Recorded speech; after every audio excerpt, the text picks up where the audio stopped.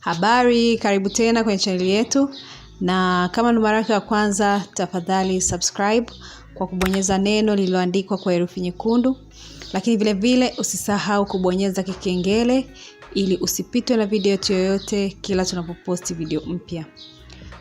Kumbuka tu tunaposti video mpya mara 2 mpaka 3 kwa wiki. Kwa hiyo kubonyeza kikengele ni sehemu muhimu sana. Utahitaji unga wa ngano. Hapa nimetumia unga wa ngano gram 600, lakini vile vile unaweza kutumia kwa kipimo cha nusu kilo. Utachekecha unga wako kuondoa uchafu, lakini vile vile kuruhusu hewa kuingia. Nikukumbushe tu, kama umekwisha kusubscribe, tafadhali usisahau kubonyeza kikengele ili uweze kupata taarifa kila tunapoposti.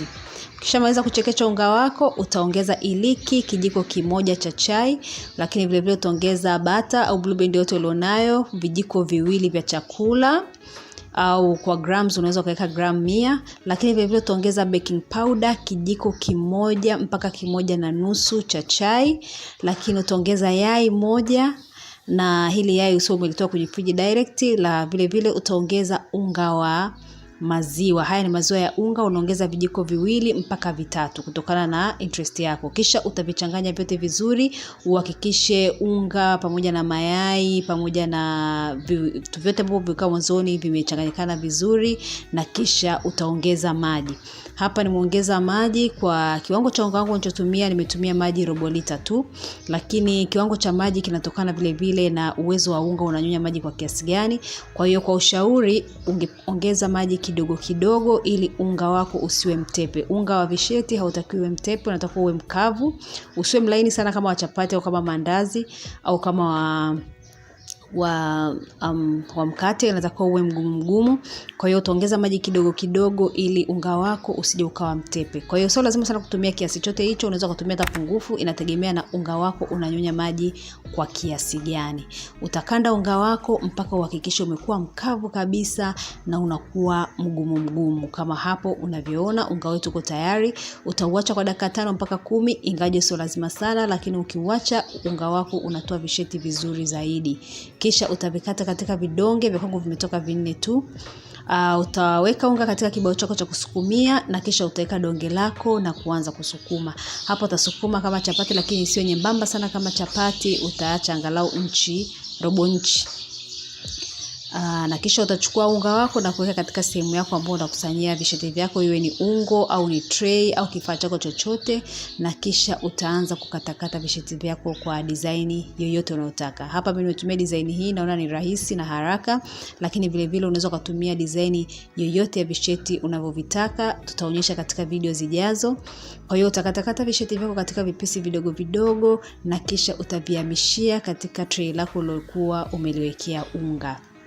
Nimesema makato ya visheti kwa design mbalimbali, kwa hiyo tutaendelea kuonyesha katika video zinazoendelea kuja. Kwa hiyo utavikata visheti vyako na kuviweka kwenye tray kama unavyoviona hapo tulivyofanya, na kisha utaweka mafuta yako jikoni katika moto wa size, na ukiona yamepata moto vizuri, yasiwe moto sana, yawe moto wa size, utaanza kudumbukiza visheti vyako. Utadumbukiza na utaendelea kuvigeuza kidogo kidogo.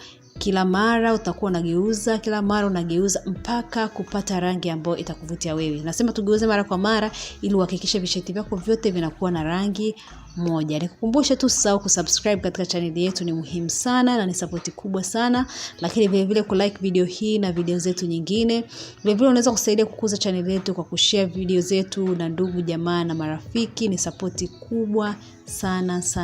Kwa hiyo utakanga visheti vyako mpaka vifikie rangi hii ya golden brown. Sio lazima sana rangi hii, unaweza kupika mpaka rangi hile ambayo inakuvutia wewe. Kwa hiyo utaviacha vipoe kama hapo, na kisha utaanza kuandaa shira yako. Kwa hapa tumetumia sukari grams 200, lakini vile vile unaweza kuweka kikombe kimoja cha sukari na ukaweka na maji kikombe kimoja au kikombe 1.5 mpaka 2. Inategemea na utamu ambao unautaka katika shira yako.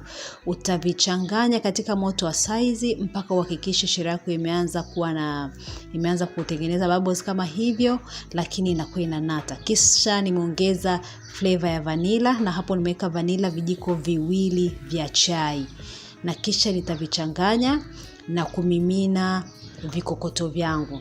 Kwa hiyo utamimina vikokoto kama unavyoona na kuanza kurusha ili viweze kuchanganyikana. Wengine wanatumia kifaa kama mwiko kuchanganya kwa kukoroga, lakini nadhani ni vema ukiwa unavirusha vinakuwa vinachanganyikana vizuri, lakini na sukari inaganda vizuri, haitokitoki kwa kupitisha mwiko.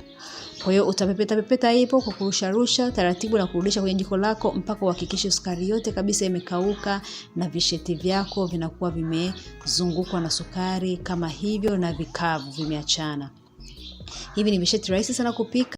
Tafadhali usisite kujaribu pishi hili na mapishi yetu mengine, natumai utayapenda. Asante kwa kuangalia, mpaka wakati mwingine.